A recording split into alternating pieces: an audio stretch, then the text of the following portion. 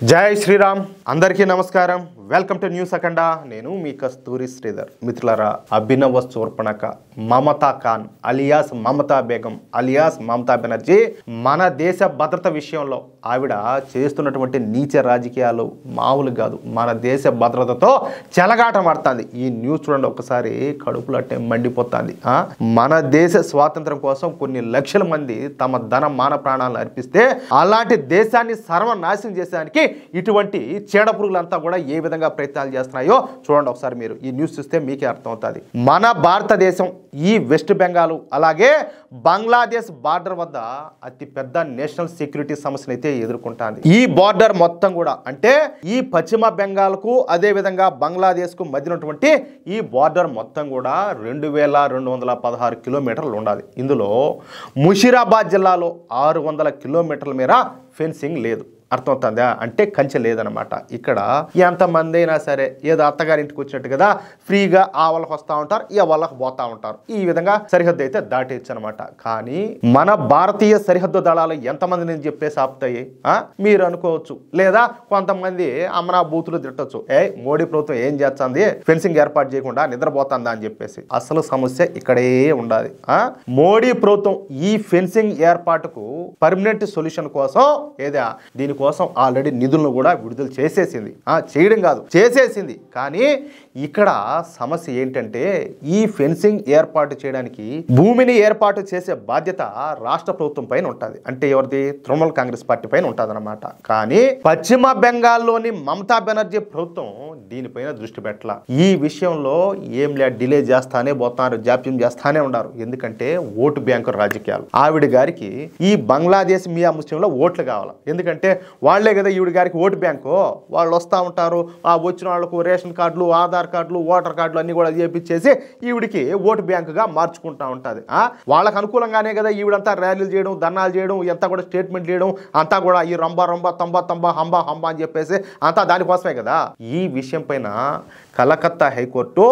14వ తేదీన ఇది మొన్న నవంబర్ 14వ తేదీన స్థలాన్ని కేటాయించే విషయంలో ప్రోగ్రెస్ ఏంటని చెప్పేసి ఈ టీఎంసీని అఫిడవిట్ దాఖలు చేయమని చెప్పేసి కోరిందనమాట ఎవరు కలకత్తా హైకోర్టు కానీ నవంబర్ 14వ తేదీన కోర్టు అడిగితే మొన్న ఇదే నవంబర్ 28వ తేదీన ఈ తృణమూల్ కాంగ్రెస్ పార్టీ ఏం చెప్పిందో తెలిసిన కేవలం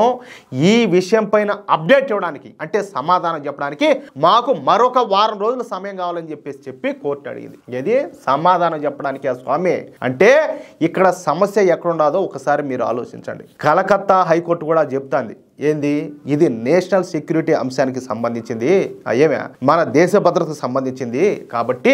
దీని మీద జాప్యం అనేది చేయకూడదు రాజకీయాలు అసలే చేయకూడదు అని చెప్పేసి కానీ మమతా బెనర్జీ ఏం చెప్తుందో తెలిసిన సెంట్రల్ గవర్నమెంట్ దగ్గర పవర్ ఉన్నది కదా ఏమవుతుంది ఈ కేంద్ర బలగాలన్నింటినీ కూడా మోహరించండి మెట్రైన్ పెట్టండి ఈ వచ్చే వాళ్ళను పోయే వాళ్ళను అడ్డుకోండి అది మీ తప్పు మీ లోపం అని చెప్పేసి మోడీ ప్రభుత్వం మీద దుమ్మెత్తి పోస్తుంది దాన్ని కూడా మీకు అర్థమయ్యేటట్టు వివరంగా చెప్తా ఇక్కడ 600 కిలోమీటర్లకు ఫెన్సింగ్ లేదు కదా ఆ 600 కిలోమీటర్లో 100 మీటర్లకు ఒక సైనికుడిని చొప్పున మోహరించిన ఇప్పుడు డే షిఫ్ట్ అవుట్ ఉంటుంది నైట్ షిఫ్ట్ అవుట్ ఉంటుంది అంటే 2 షిఫ్ట్లు ఉంటాయి అనుకుందాం ఏది 12 గంటలు డ్యూటీలు వేసుకున్నా కూడా ఇద్దరు చొప్పున మొత్తం 600 కిలోమీటర్లకి 12,000 మంది సైనికులు మోహరించాలి అక్కడ ఎంతమంది 12,000 మందిని ఇక్కడ మన బిఎస్ఎఫ్ దళాల యొక్క సంఖ్య వచ్చేసి మొత్తం కలిపితే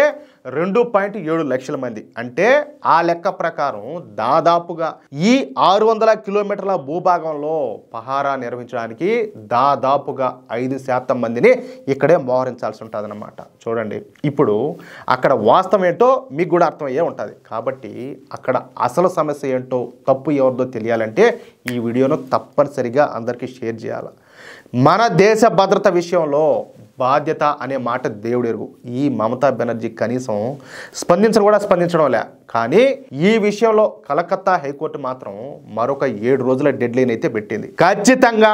మీరు ఈ 7 రోజుల్లో మాకు సమాధానం చెప్పే తీరాలా అని కానీ మమతా బెనర్జీ మాత్రం తన నీచమైనటువంటి రాజకీయాలను చేస్తానే ఉండాలి ఇక్కడ అటల్ బిహారీ వాజ్పేయి గారు చెప్పినట్టు మనం అందరం కూడా ఒక మాటను ఖచ్చితంగా గుర్తు తెచ్చుకోవాలి ప్రభుత్వాలు అనేటివి వస్తాయి పోతా ఉంటాయి కానీ దేశం శాశ్వతం దేశం అనేది బాగుండాలని ఇది ఏమైనా సరే ఇది మన దేశ భద్రతకు సంబంధించినటువంటి విషయం కాబట్టి ఈ సమస్య అయితే ఖచ్చితంగా 100% పరిష్కారం అవ్వాల్సిందే. అది ఏమైనా సరే ఏమి చేసినా సరే అవసరమైతే ఈ మమతా బేగం తీసుకుపోయి దెబ్బపై బొక్కలు దూర్చిపారు దెబ్బనా కూడా తప్పులే. తమాషా ఇదంతా దేశద్రోహం కాదా? ఏ దేశంలోనైతే నిలబెట్టి తలకాయ నరుకుతారు, మన దేశంలో కాబట్టి ఇట్టోళ్ళంతా కూడా ఆటలాడతారు. ఏమంటారా మిత్రులారా? ఖచ్చితంగా 100% ఈ న్యూస్ తప్పనిసరిగా షేర్ అవ్వాల్సిందే. మీకు ఎంతమందికి వీలైతే అంతమందికి ఈ న్యూస్ని షేర్ చేయండి. అలాగే ప్రతి ఒక్కరు కూడా మీ యొక్క అమూల్యమైనటువంటి అభిప్రాయాలను కామెంట్ రూపంలో తెలియజేయండి. ఇంకో విషయం ఏంటంటే, ఇంతవరకు మీరు కనుక మన ఛానల్ని సబ్స్క్రైబ్ చేసుకున్నట్లయితే ప్రతి ఒక్కరు కూడా మన ఛానల్ని సబ్స్క్రైబ్ చేసుకోండి, సపోర్ట్ చేయండి ప్లీజ్. జై శ్రీరామ్, జై హింద్.